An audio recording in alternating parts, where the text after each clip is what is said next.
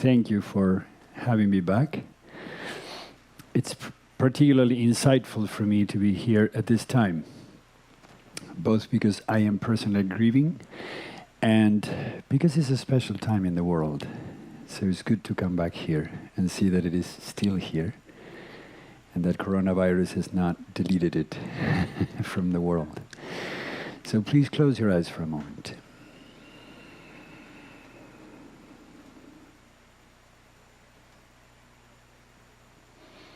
And bring your awareness to your breath. No particular rhythm, no particular technique, just the awareness brought to this simple yet vital rhythm.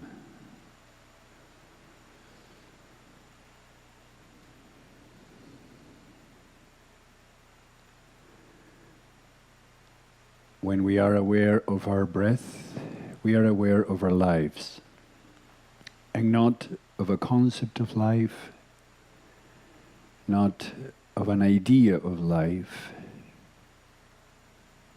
but rather of life itself. The essential unit of life, one breath in and one breath out.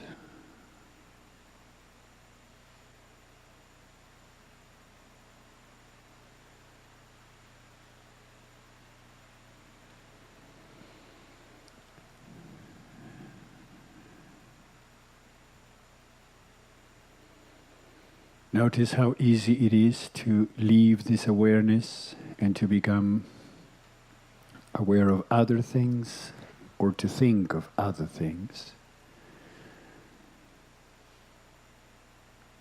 And please bring the awareness back to your breath,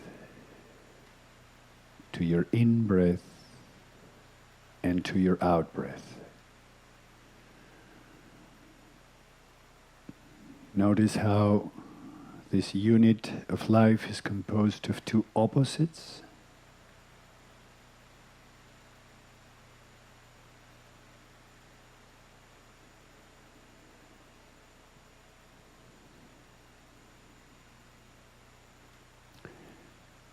And how, even though we usually are more fond of the in-breath because it is uplifting, energizing, fun, the out-breath is also part of this unit, the moment of letting go, the void, the emptying.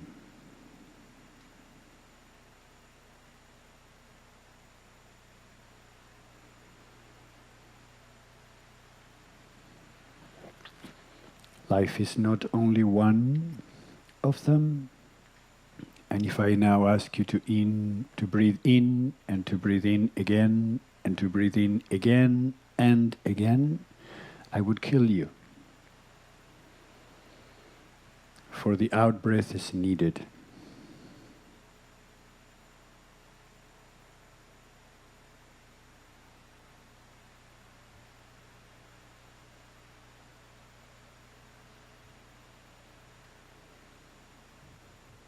Notice also how nothing we can do to gain this life,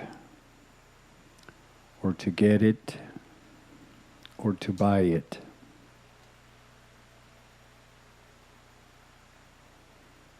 All we can do is to receive this life.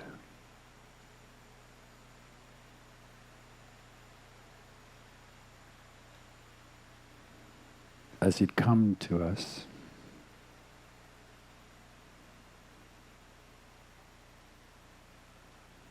As it comes to us rhythmically,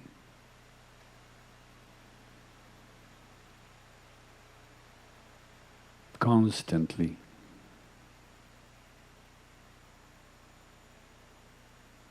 until one day,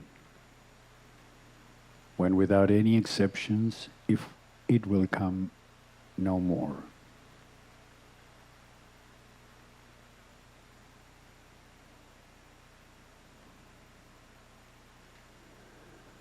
The normal reaction to that moment to the end of all existing things is our topic tonight.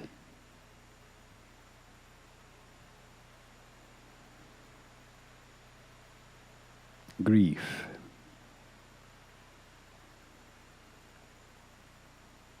The normal reaction to the loss of what we are attached to.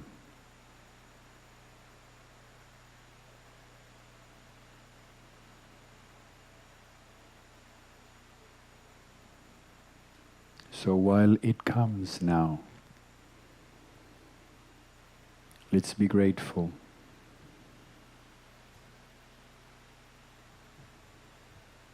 And enjoy it up to the best of our ability.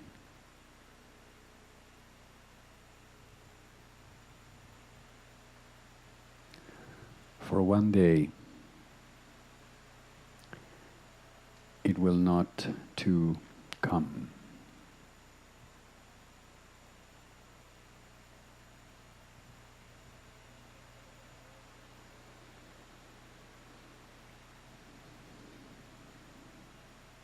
Open your eyes now.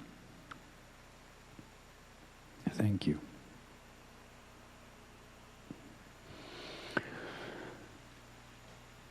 Grief is usually a topic not talked about, not spoken, because it's hard, because it's difficult. And yet, we all grieve, without any exception. So grief is the normal reaction to the loss of things or people we are attached to. What calls your attention in this definition? Any of you?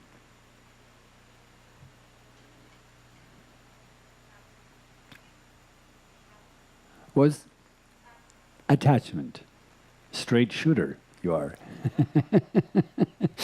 Usually people are more impressed by normal or other aspects of the definition. Attachment.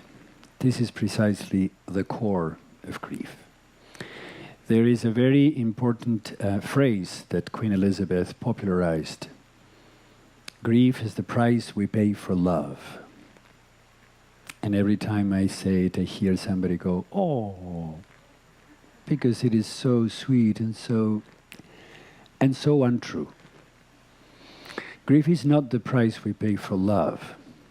For in fact, the pursuit of grief therapy or grief counseling is to continue loving. Love is the coin. Love persists. The problem is attachment. The reason why we suffer is attachment. And attachment is certainly very core to yoga. Attachment is indeed one of the core principles of yoga, or non-attachment, I should say. One of those two principles, the other one being abhyasa practice, that grants us spiritual success when practicing yoga. Without practice or with attachment, our road, our journey to spiritual success is impeded. Attachment is defined as the strongest emotional bond where there is a sense of dependency. My happiness, my well-being, my safety depend either on the presence of certain things or the constant availability of certain people. As long as I have a house, I am safe. As long as I have a partner, I am happy. As long as I have money, I am rich. Or as long as I have a person that is always there for me, as long as my mom is alive, as long as my partner is alive, I can be happy, I can be safe. It is the strongest emotional bond. A feature that is processed in Anahat chakra, in the fourth heart center, heart chakra. The problem is that nothing is permanent. So those things we are attached to will inevitably disappear, sooner or later. We may witness them disappear or not, yet they will disappear for sure. And this is the core suffering in grief, that we base our lives on attachment, on ensuring the presence of certain things or the constant availability of certain people. And because those things and those people are not permanent, not only in our lives but in existence, when they disappear, there goes our happiness, there goes our safety, there goes our well-being. Loss is per se hard. It's not fun to lose things.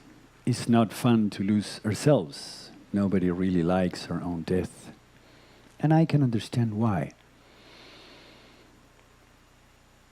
The suffering, the humongous, enormous suffering that comes with grief is a result of attachment, not just of loss.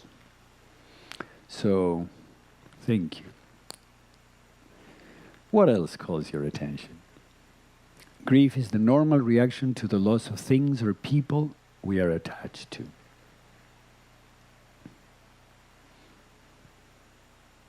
I said it earlier, normal. A lot of people think or feel that they are normal, not normal when they're grieving, because grieving has so many symptoms. 6 categories of symptoms: spiritual, behavioral, mental, spiritual, I said, yes, physical. Not a lot of people take into account that grief has a lot of physical symptoms, and it really does. So when we are grieving, we feel that we are sick, that we are ill, that is not normal, and yet is normal. This is why in grief, in the field of grief, we don't speak about healing from grief, because we're not sick.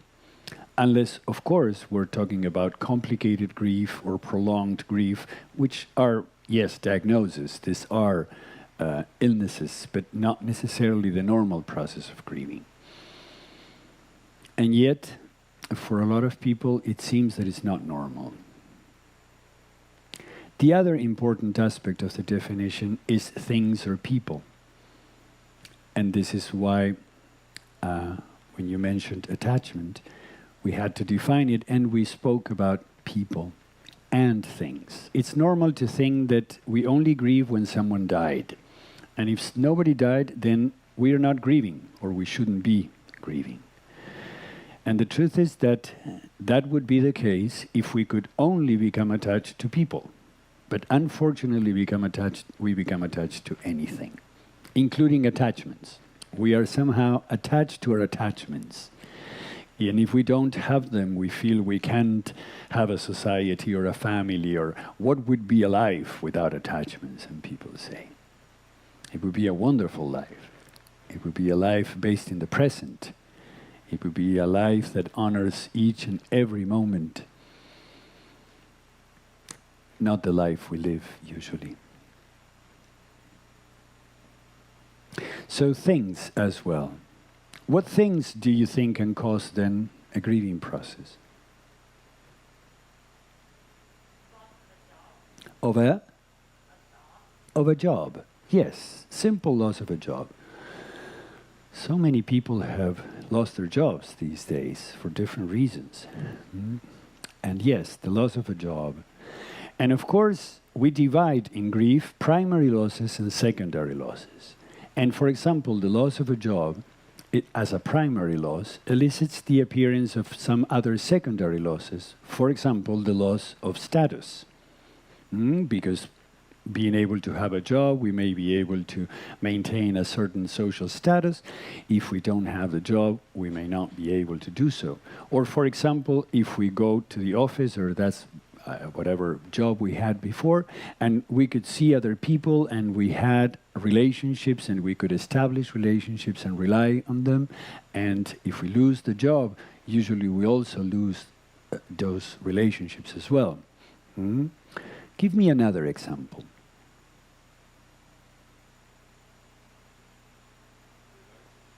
What? Relationships, yes, in all forms. Sometimes because we lose a relationship that we had and it was established. It could be a business relationship, it could be an intimate relationship, it could be an amorous relationship. But losing a relationship is certainly a loss that elicits grief. And what could be some of those secondary losses that we could find, if you want, just because you mentioned the primary?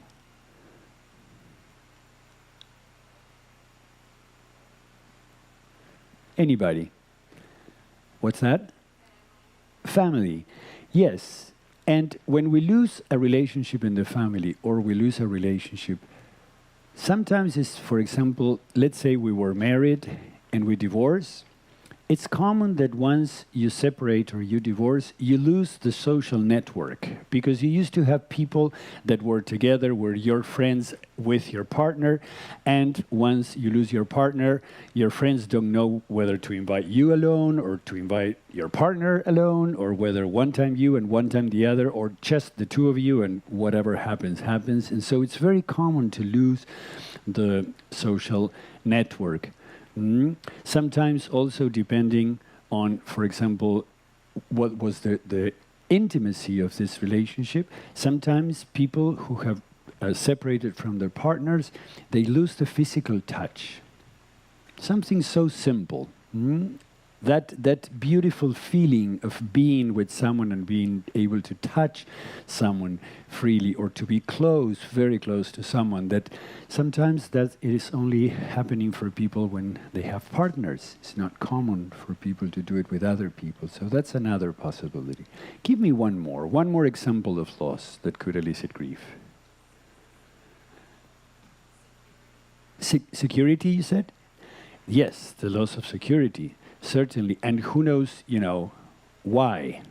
But for example, sometimes people who have gone through trauma, there's a lot of losses in trauma, a lot of secondary losses, because even though it may be the loss of safety, the loss of security, the loss of body integrity, the loss of belief in people or in certain parts of humanity or your social network. So as you can see, there's many things that can cause grief. Interestingly enough, I was talking at lunch with someone that works with addiction. And in addiction recovery, it's very common to miss, let's say, the fact that people who are no longer addicts, there's a lot of losses that they are facing. And people may come and say, oh, it's so great, you've been 3 years without a drink, good for you. And the person may think, yeah, but I also don't have friends, and I don't know how to be cool anymore, and I don't know where to go to buy my best wine, and I used to, and now I don't. So there's a lot of losses. And of course, the loss of a certain knowledge that people, sometimes addicts, think they have, a certain handling of emotional life that addicts think they have, that when they stop their object of addiction, they also lose the possibility of managing sometimes their emotions. So as much as it has a lot of good aspects, it's important to see that grief is present in so many aspects of life, in so many issues, even in the positive ones. Even when you are the one that chose it.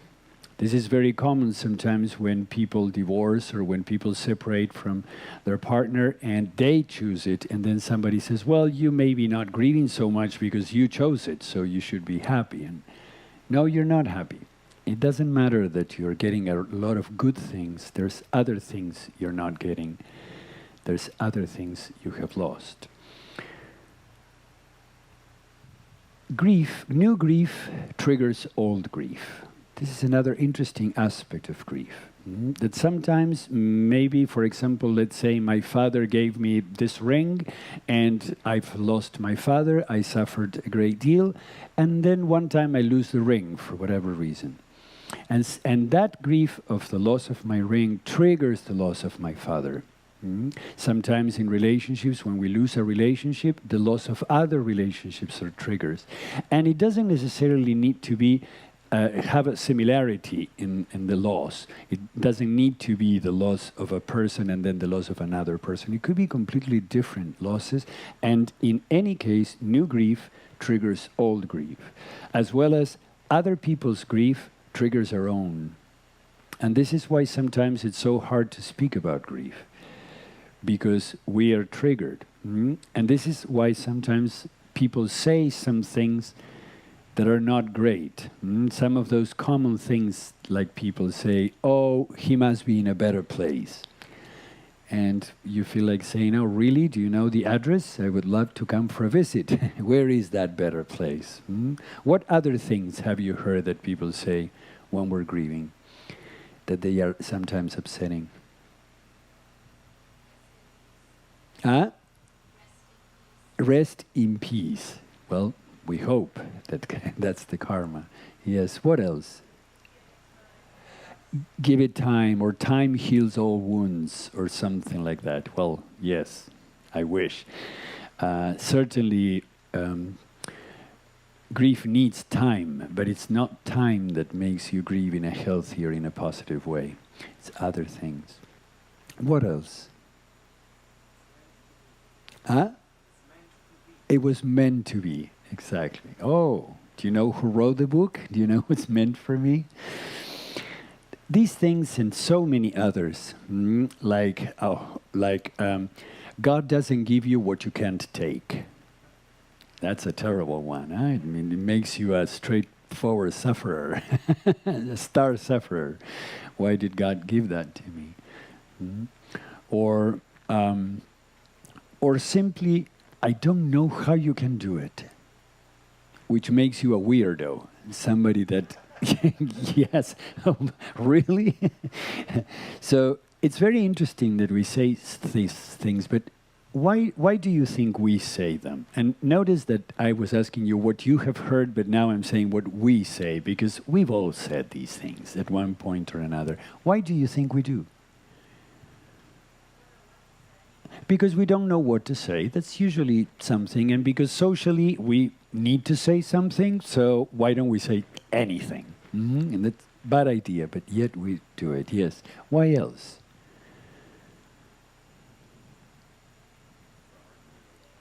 Sorry for your loss, that's another bad one. But in a way, and sometimes these things work because when we say them sometimes because they worked for us. They are things that calmed our own suffering, and this is why perhaps we also say them.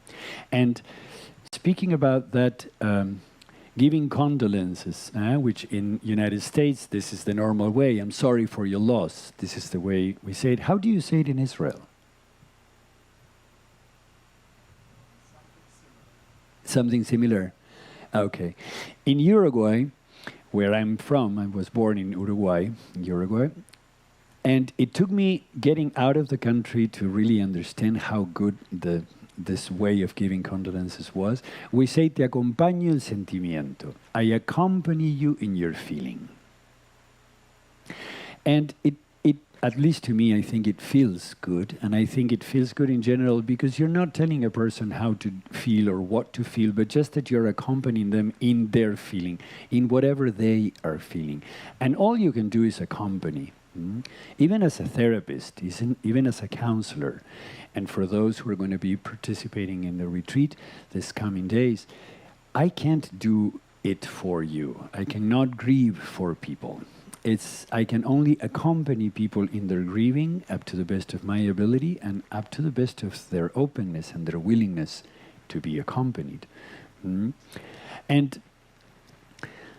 we said earlier that grief has a number of symptoms, and when we think of grief, and here comes another myth related to grieving, we always think that grief is sad, and that if you're grieving, you shall be sad. And this is not necessarily true, because grief has a lot of emotional symptoms, and in addition to sadness, there's also sometimes anger or anxiety or even guilt. For example, the case where a person has completed suicide sometimes the ones that go on, the ones that survivors, are very angry. Or sometimes they can feel a lot of guilt. When, for example, we've lost a relationship and we had a relationship of dependency, and let's say that we depended in any way, either physically or economically, from our partner, and we separate from our partner, sometimes then there's a lot of anxiety related to the possibility of not knowing how to support yourself. So as we can see, sadness is not always the only feeling that can happen in grief, as well as sometimes the symptoms can be social, yes, because socially, grief tends to separate us from others, or tends to separate others from us. Social isolation is one of the most important symptoms of grief. From a mental standpoint, there's a classical symptom that is called negative anticipatory thinking. It's a way of thinking where an individual cannot anticipate anything good happening. Everything's going to be bad, or no other partner is going to be good, or no other job is going to be so fulfilling. No other house is going to be beautiful. Now with the fires in California, there's a lot of people that have grieved intensely because you lose your house to a fire, but in addition, you also, for example, lose all your pictures, so many objects that you had before and that you were attached to. So, negative anticipatory thinking, no other house is going to be so good for me. From a spiritual standpoint, the most important symptom of grief is questions to God. Because a lot of time people think that if there is a God, then these things should not happen. For example, in the phase of when a child dies, an untimely death. It is more normal for us to think that an older person is going to die, but sometimes when a child dies, people think that if God is good, then he should not have allowed this to happen, or she should not have let my kid die. From a physical standpoint, grief also has a number of symptoms, and these have been the most disregarded. And perhaps pain in the chest area is one of them, or tightness in the pectoral muscles, or in the throat. Sometimes because the typical posture of a griever is with a hunchback and the head down, sometimes that causes a lot of lower back pain because there's some part that is trying to maintain the spine straight and therefore has to over-tense certain muscles or tense more muscles more than needed in order to keep that straight position.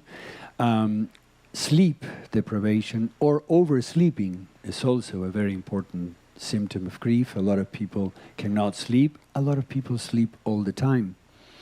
There's a lot of endocrine disarrays. And sometimes, for example, the thyroid cannot function correctly. This is why a lot of people gain a lot of weight or lose a lot of weight. And there's a number of symptoms and physical symptoms as well. This is why a lot of people may think that when you're grieving, you're ill, you're sick, and yet we are not. Now, it's good to know all this, but is there a roadmap for grieving? Or is there a certain way of grieving that could be better than other ways? There are a lot of people that say that yes, and a number of people have mentioned stages or phases of grief.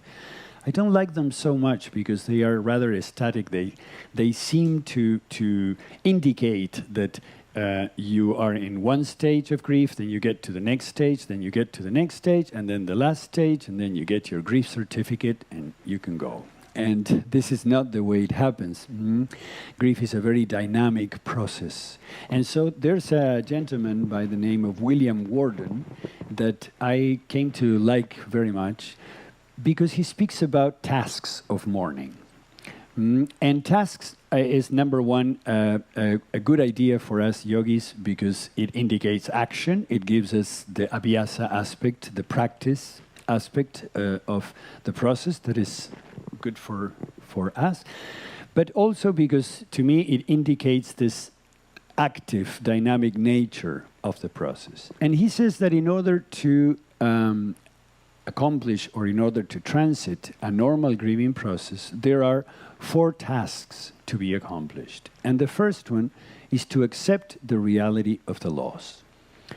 He's talking about an emotional reality, not an intellectual reality. Because for the intellect, it's pretty easy to understand that we are grieving.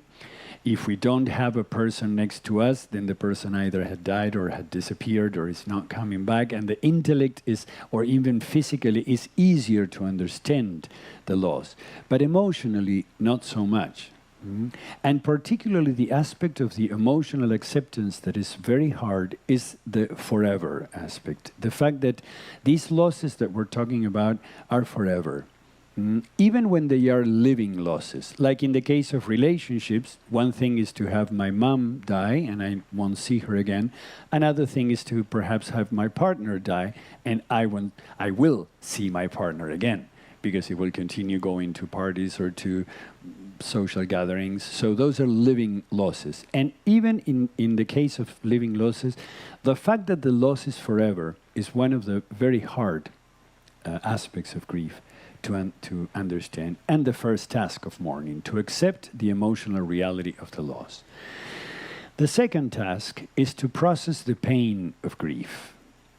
And this is usually the task that we are stuck in, because for most of us, we don't want to process the pain. We just want to get over it, to forget about it, or to do as if it wasn't happening, or to negate it, or to kill it altogether. And it's not possible.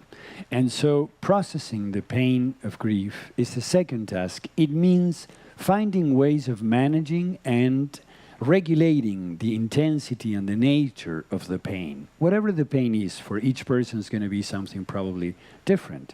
For some it may be associated with sadness, for some it may be associated with anger. And they are very different, they suppose very different ways of managing and regulating these two different emotions. In any case, processing, so naming that feeling that is causing the pain, identifying it, understanding how it plays in us, managing and regulating it so we can stay functional, so we can be functional in life and occupy our roles and our functions in life, is the second task. The third task is adjusting to the reality where the object of attachment is missing, where the person is missing, where the job is missing. And he speaks about 3 different levels of adjustment. Internal, how do I adjust myself? Let's say I am a father and I had 3 kids and one of them died, and I go to a meeting and somebody says, "Oh, how many kids do you have?" What do I say? Externally, I'm talking about external adjustment. What do I say to this person? I have 3 kids and I feel like a liar because I do have 2 alive, or 2 alive and 1 dead, or 2 and I forget about the one that died. So how do I adjust externally to this situation? How do I adjust internally? So, for example, it happens.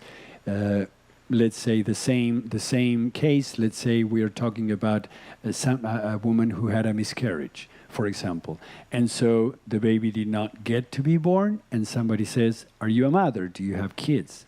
What do I say? That I am a mother or that I am not? How do I adjust internally in my own definition?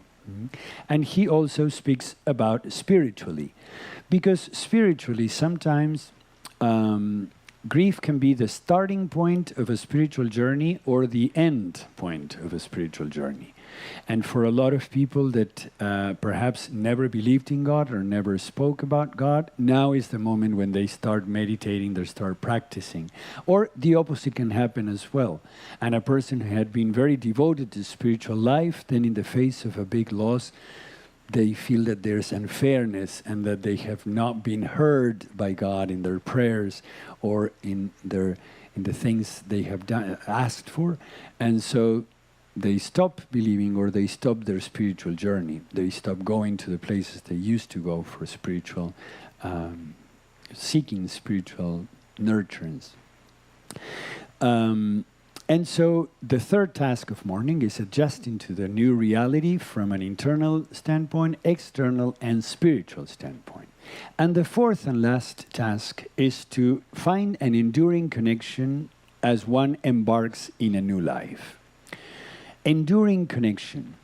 Enduring connection relates to love. My teacher and mentor, Lim Prashant, once taught me that our beloveds remain woven in the tapestry of our hearts. And I found that to be a beautiful phrase, a beautiful image, that those people we love and that have disappeared, they remain woven in the tapestry of our heart. As if, let's say, they are the color red and one time they disappear. It's not that the red goes out of your tapestry and you'll never see it again. Rather, the red still is there, and it offers you a possibility of continuous relationship, of continuous engagement with what is lost or who is lost. This continuation of the bond, continuation of the love bond, is one of the most important pursuits of grief therapy and grief counseling, to continue the love relationship. When it's love that we're talking about. In the case of trauma, for example, not always is love, but the love is of what we have lost, which is the integrity, the safety, and we still want or love that safety, that integrity. And so, continuing with the bond is part of this fourth task as you embark in a new life. Because even though sometimes when somebody important dies and we think that life will stop, life doesn't, and it goes on, and we continue living. And so, to embark in that new life, but with that bond, is the fourth task. And even then, even when an individual had gone through those four tasks and accomplished them successfully, we don't get over our losses.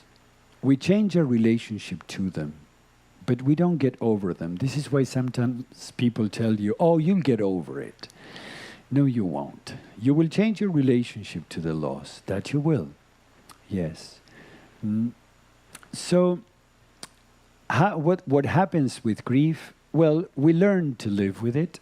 We learn to live with these losses.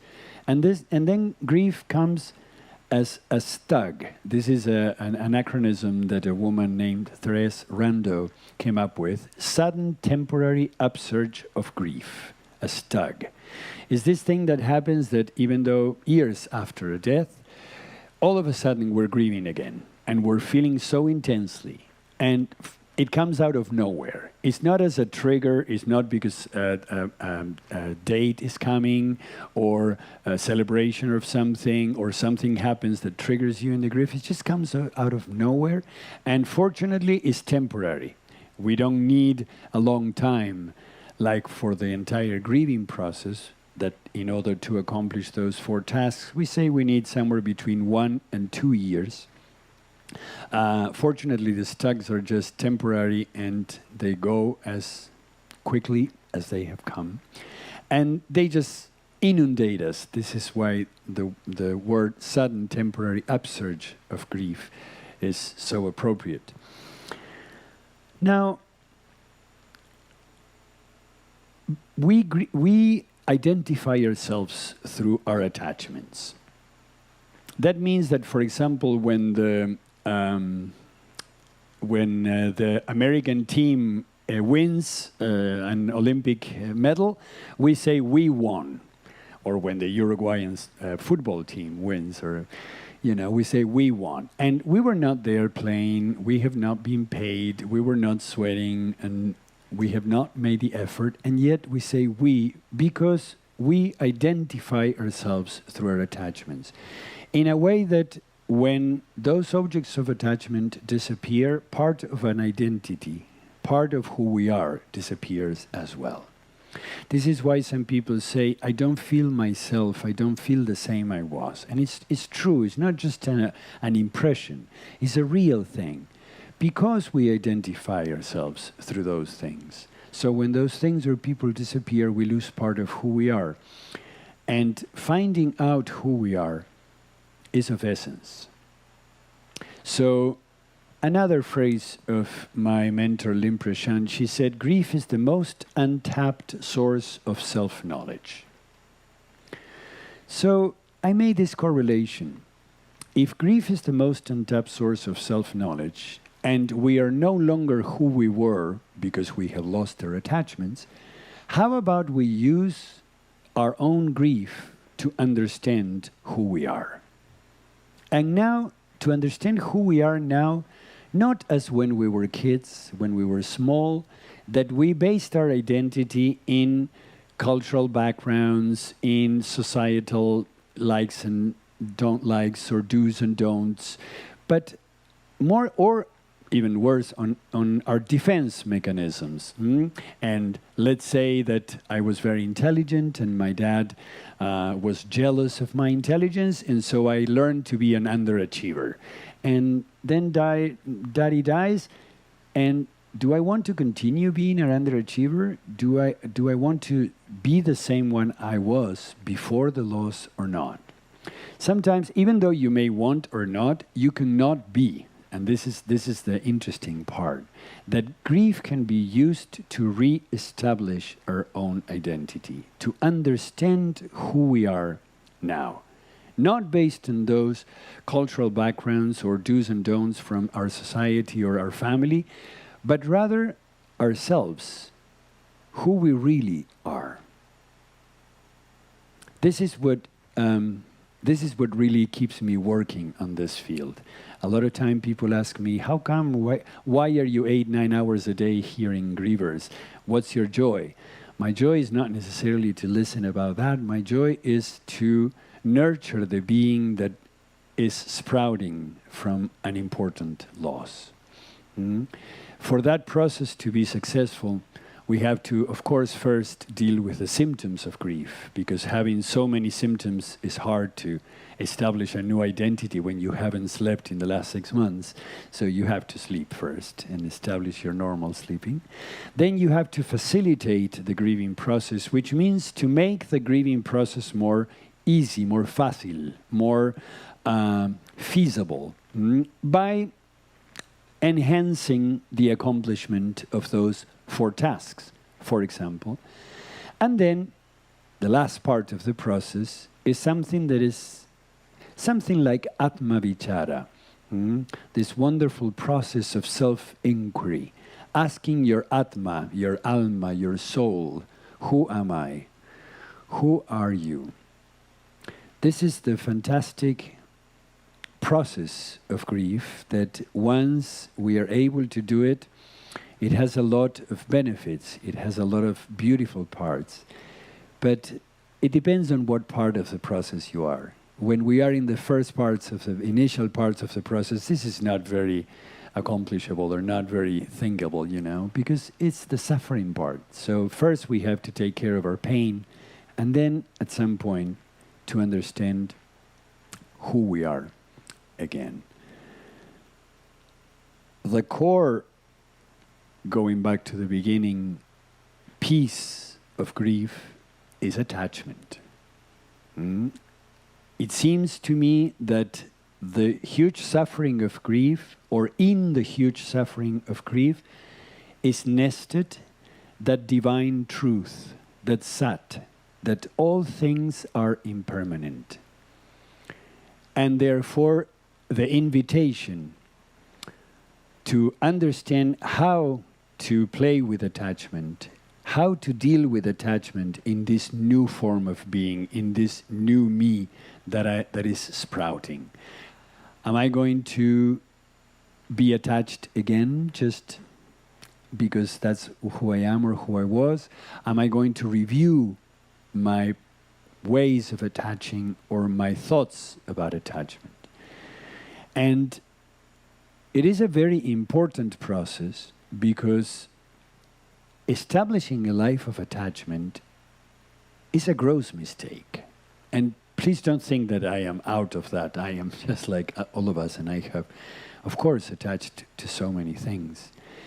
And it's unfortunate that we do that when we live in an impermanent world, when we ourselves are not permanent. To establish a life based on attachment is a sure ticket to suffering. And so the invitation to review our attachments is a wonderful invitation. And interestingly enough, because of what we have gone through as the world, because of COVID, because of the coronavirus, something very interesting has happened.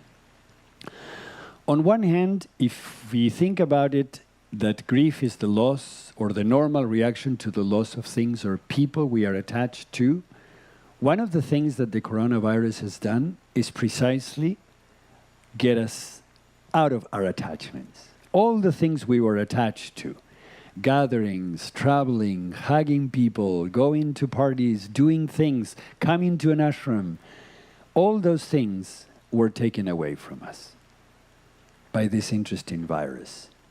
Whether created or not, independently of the origin, in terms of the result, we have all been stripped from our objects of attachment, and for the first time in the world, at the same time, in the entire world.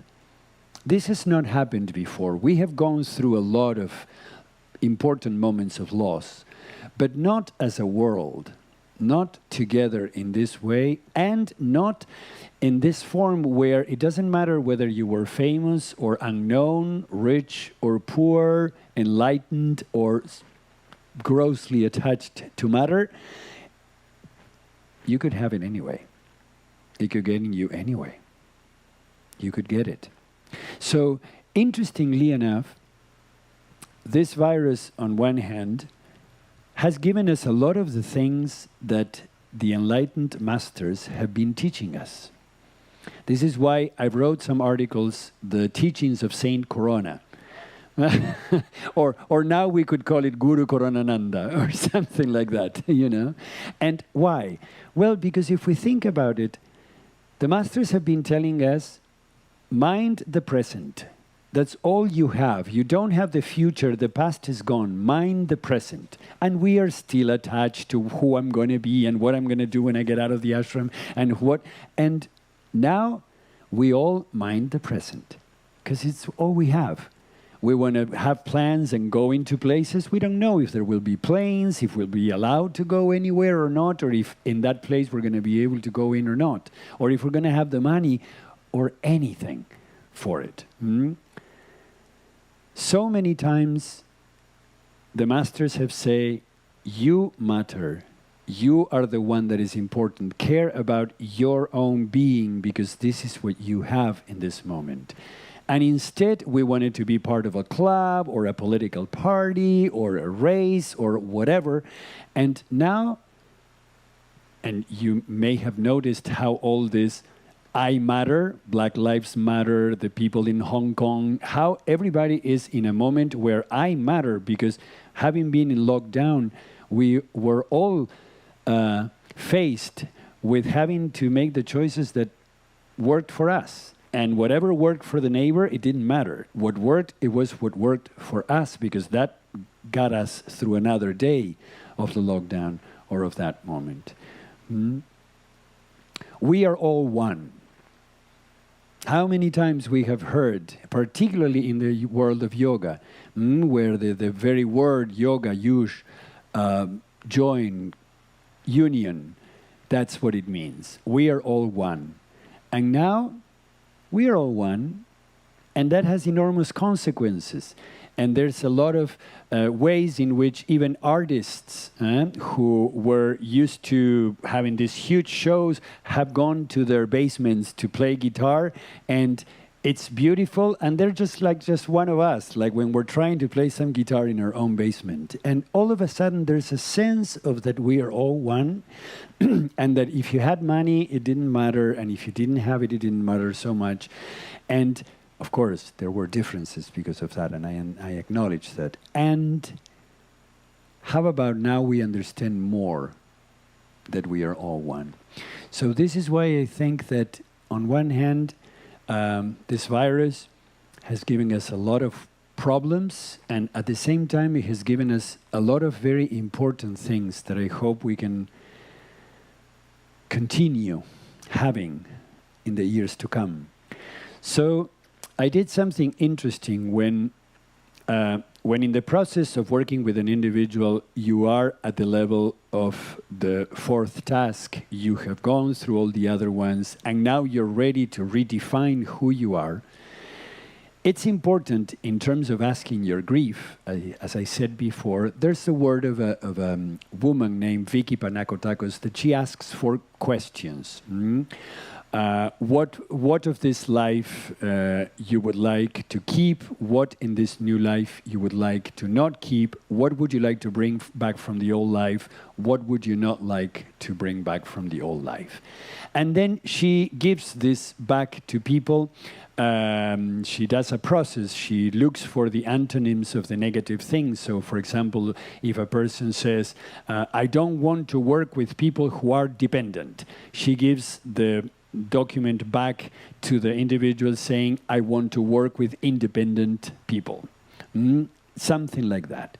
It's a very fascinating process. I have used it in a lot of instances. And so I had an idea. When we were all grieving globally, when we were facing this global grief, I thought, if grief behaves in a large scale as it behaves in a small scale, just as an individual is re-identifying himself or herself after a big loss, the world is going to find a new identity after this huge loss of so many things. And just as the new identity of an individual doesn't happen immediately, it's rather a process, I thought at least it would be interesting to ask the world what from this moment of lockdown you would like to keep in your future life, in the future identity of the world, what from this moment of lockdown you would not like to keep, what would you like to bring back from the old pre-COVID times, and what would you like to leave in the pre-COVID times forever? So I did a global survey, and I asked in the world for those 4 questions. So I could, at some point, and this is very new because this has just been done, so this is the first time that I'm going to share it publicly, but I'm happy to do that. And I just want to read to you what is the analysis, the quantitative analysis of this survey that I did, to understand if we can have some clues in regards to what the new world could be, or where we're heading after this. And so if what I ask then is, what do you want to keep from this lockdown life? This was the question was done at the end of 2020, so it was more of the actual moment when we were locked down, but I think that it's still very actual. And 48% of people answered reprioritized time management.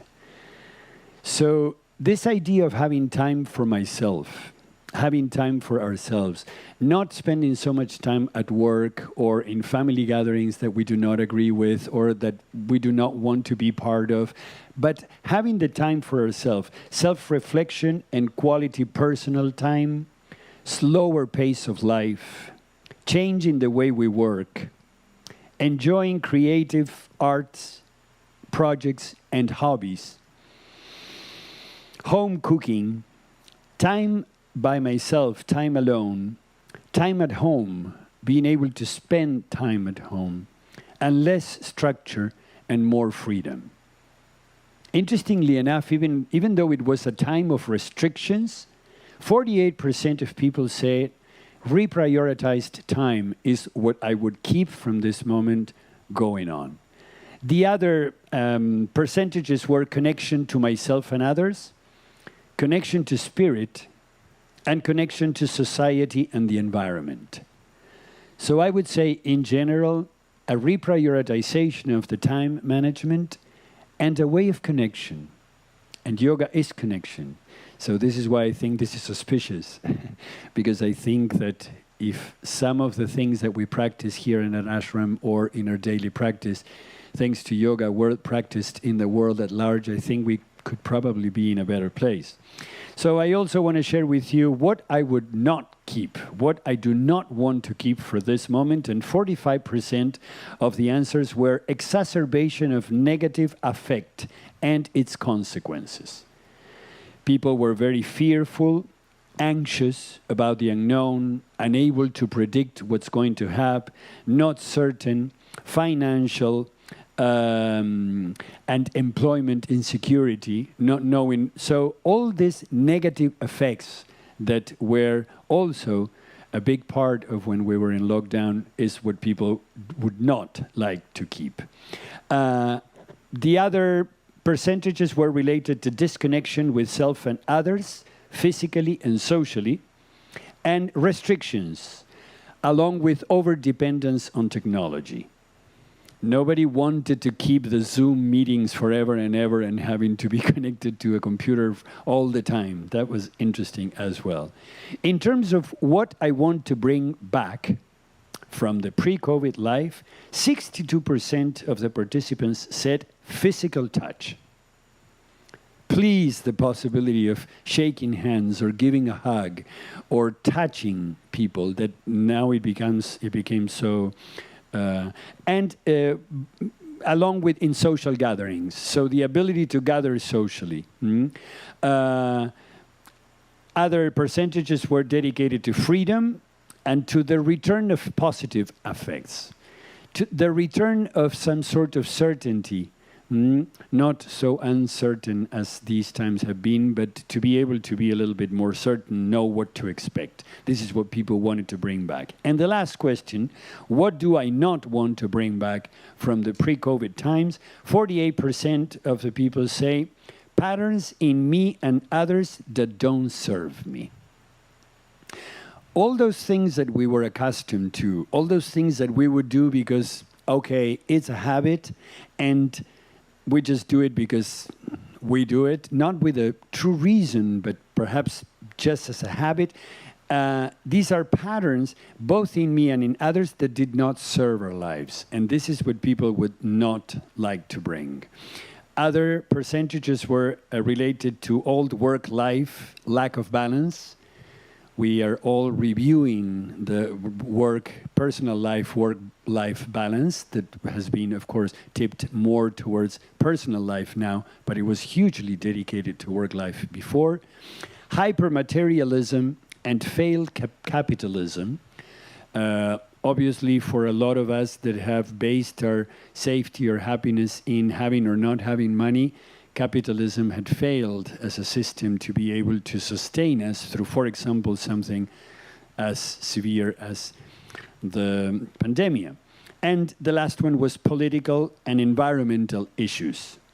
So there were a lot of things that we used to do that were very hurtful to the environment and that we didn't necessarily take into account before or consider. So in order to be loyal to both parts, this is why this time I wanted to bring this up to you. Not only the grief aspect, not only the aspect of loss, and how problematic and convoluted and multi-layered loss is and the grieving process is, but also the possibility of re-identifying ourselves, particularly with a new relationship to attachment, considering how is it that we want to keep going from now on in regards to attachment, and how in my hopes, if it is true that this can help, and this I have been and I have seen in myself, that this re-identification is a positive process personally, I do hope that as we survive this global grief, the new identity of the world also reviews its processes and procedures in regards to attachment, and that we can honor some of the things that I have heard the world ask for, such as physical touch, togetherness, being able to be together, to honor ourselves in our own time, and to manage our time so we can continue honoring ourselves. Thank you very much for hearing me today and for having me here again. I really love being here, and it does me a lot of good. So thank you.